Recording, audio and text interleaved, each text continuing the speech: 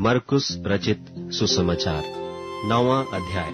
और उसने उनसे कहा, मैं तुमसे सच कहता हूँ कि जो यहाँ खड़े हैं उनमें से कोई कोई ऐसे हैं कि जब तक परमेश्वर के राज्य को सामर्थ सहित आया हुआ न देख लें तब तक मृत्यु का स्वाद कदापि न चखेंगे। 6 दिन के बाद यीशु ने पतरस और याकूब और यूहन्ना को साथ लिया और एकांत में किसी ऊंचे पहाड़ पर ले गया, और उनके सामने उसका रूप बदल गया और उसका वस्त्र ऐसा चमकने लगा और यहाँ तक अति उज्जवल हुआ कि पृथ्वी पर कोई धोबी भी वैसा उज्जवल नहीं कर सकता। और उन्हें मूसा के साथ एलिया दिखाई दिया और वे यीशु के साथ बातें करते थे। इस पर पतरस ने यीशु से कहा, हे रब्बी, हमारा यहाँ रहना अच्छा है, इसलिए हम 3 मंडप बनाएं, एक तेरे लिए, एक मूसा के लिए और एक एलिया के लिए। क्योंकि वह न जानता था कि क्या उत्तर दे, इसलिए कि वे बहुत डर गए थे। तब एक बादल ने उन्हें छा लिया और उस बादल में से यह शब्द निकला कि यह मेरा प्रिय पुत्र है, उसकी सुनो। तब उन्होंने एकाएक चारों ओर दृष्टि की और यीशु को छोड़ अपने साथ और किसी को न देखा। पहाड़ से उतरते हुए उसने उन्हें आज्ञा दी कि जब तक मनुष्य का पुत्र मरे हुओं में से जी न उठे तब तक जो कुछ तुमने देखा है वह किसी से न कहना। उन्होंने इस बात को स्मरण रखा और आपस में वाद विवाद करने लगे कि मरे हुओं में से जी उठने का क्या अर्थ है। और उन्होंने उससे पूछा, शास्त्री क्यों कहते हैं कि एलिय्याह का पहले आना अवश्य है? उसने उन्हें उत्तर दिया कि एलिय्याह सचमुच पहले आकर सब कुछ सुधारेगा, परंतु मनुष्य के पुत्र के विषय में यह क्यों लिखा है कि वह बहुत दुख उठाएगा और तुच्छ गिना जाएगा? परंतु मैं तुमसे कहता हूँ कि एलिय्याह तो आ चुका, और जैसा उसके विषय में लिखा है उन्होंने जो कुछ चाहा उसके साथ किया। और जब वह चेलों के पास आया तो देखा कि उनके चारों ओर बड़ी भीड़ लगी है और शास्त्री उनके साथ विवाद कर रहे हैं। और उसे देखते ही सब बहुत ही आश्चर्य करने लगे और उसकी ओर दौड़कर उससे नमस्कार किया। उसने उनसे पूछा, तुम इनसे क्या विवाद कर रहे हो? भीड़ में से एक ने उसे उत्तर दिया कि हे गुरु, मैं अपने पुत्र को जिसमें गूंगी आत्मा समाई है तेरे पास लाया था। जहाँ कहीं वह उसे पकड़ती है वहीं पटक देती है, और वह मुंह में फेन भर लाता और दांत पीसता और सूखता जाता है। और मैंने तेरे चेलों से कहा था कि वे उसे निकाल दें, परंतु वह निकाल न सके। यह सुनकर उसने उनसे उत्तर देके कहा कि हे अविश्वासी लोगों, मैं कब तक तुम्हारे साथ रहूंगा और कब तक तुम्हारी सहूंगा? उसे मेरे पास लाओ। तबे उसे उसके पास ले आए, और जब उसने उसे देखा तो उस आत्मा ने तुरंत उसे मरोड़ा और वह भूमि पर गिरा और मुंह से फेन बहाते हुए लौटने लगा। उसने उसके पिता से पूछा कि इसकी यह दशा कब से है? उसने कहा, बचपन से। उसने इसे नाश करने के लिए कभी आग और कभी पानी में गिराया। परंतु यदि तू कुछ कर सके तो हम पर तरस खाकर हमारा उपकार कर।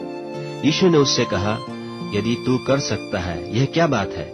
विश्वास करने वाले के लिए सब कुछ हो सकता है। बालक के पिता ने तुरंत गिड़गिड़ाकर कहा, हे प्रभु, मैं विश्वास करता हूँ, मेरे अविश्वास का उपाय कर। जब यीशु ने देखा कि लोग दौड़कर भीड़ लगा रहे हैं तो उसने अशुद्ध आत्मा को यह कहकर डांटा कि हे गूंगी और बहिरी आत्मा, मैं तुझे आज्ञा देता हूँ, उसमें से निकल आ और उसमें फिर कभी प्रवेश न कर।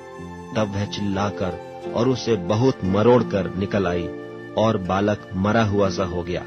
यहाँ तक कि बहुत लोग कहने लगे कि वह मर गया, परंतु यीशु ने उसका हाथ पकड़ के उसे उठाया और वह खड़ा हो गया। जब वह घर में आया तो उसके चेलों ने एकांत में उससे पूछा, हम उसे क्यों न निकाल सके? उसने उनसे कहा कि यह जाति बिना प्रार्थना किसी और उपाय से निकल नहीं सकती।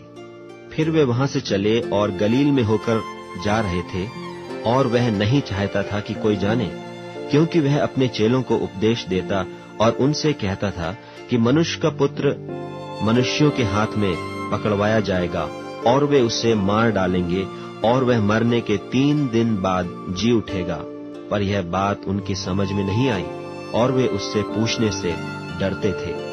फिर वे कफरनहूम में आए और घर में आकर उसने उनसे पूछा कि रास्ते में तुम किस बात पर विवाद करते थे? वे चुप रहे, क्योंकि मार्ग में उन्होंने आपस में यह वाद विवाद किया था कि कि हम में से बड़ा कौन है।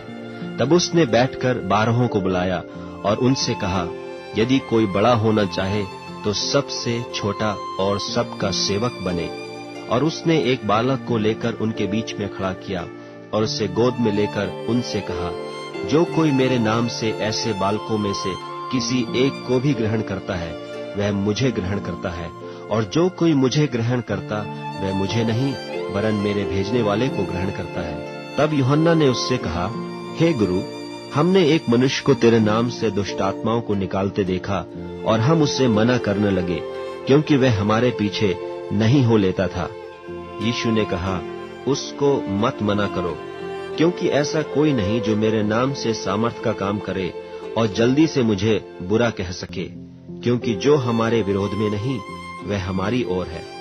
जो कोई एक कटोरा पानी तुम्हें इसलिए पिलाए कि तुम मसीह के हो, तो मैं तुमसे सच कहता हूं कि वह अपना प्रतिफल किसी रीति से न खोएगा। पर जो कोई इन छोटों में से जो मुझ पर विश्वास करते हैं किसी को ठोकर खिलाए, तो उसके लिए भला यह है कि एक बड़ी चक्की का पाट उसके गले में लटकाया जाए और वह समुद्र में डाल दिया जाए। यदि तेरा हाथ तुझे ठोकर खिलाए तो उसे काट डाल। टुंडा होकर जीवन में प्रवेश करना तेरे लिए इससे भला है कि 2 हाथ रहते हुए नरक के बीच उस आग में डाला जाए जो कभी बुझने की नहीं। और यदि तेरा पांव तुझे ठोकर खिलाए तो उसे काट डाल। लंगड़ा होकर जीवन में प्रवेश करना तेरे लिए इससे भला है कि 2 पांव रहते हुए नरक में डाला जाए। और यदि तेरी आंख तुझे ठोकर खिलाए तो उसे निकाल डाल। काना होकर परमेश्वर के राज में प्रवेश करना तेरे लिए इससे भला है कि 2 आंख रहते हुए तू नरक में डाला जाए, जहां उनका कीड़ा नहीं मरता और आग नहीं बुझती, क्योंकि हर एक जन आग से नमकीन किया जाएगा। नमक अच्छा है, पर यदि नमक की नमकीनी जाती रहे तो उससे किससे स्वादित करोगे? अपने में नमक रखो और आपस में मेल मिलाप से